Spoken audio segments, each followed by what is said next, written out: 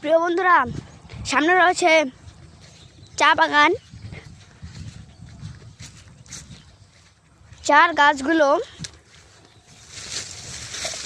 কালকে কাটা হয়েছে, তো সেই জন্য ছোট ছোট। এমনি থেকে চায়ের গাছগুলো অনেক লম্বা হয়ে থাকে। আমি চা বাগানের ভিতরে চলে এসেছি। দেখুন চা বাগান,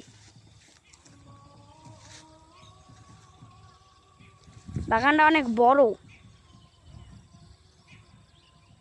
বাগানটা পার হয়ে রয়েছে রাস্তার সাইডে ঈদগাহ মাঠ। বাগানটা আমরা এখন পার হব, পার হওয়ার পর আপনাদেরকে ঈদগাহ মাঠটিও দেখাবো।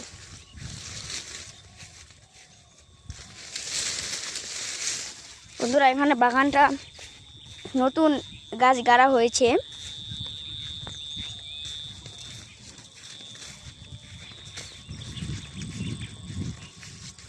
দেখতে পাচ্ছেন, কৃষকেরা চা বাগান না লাগালে আমরা চা খেতাম কিভাবে?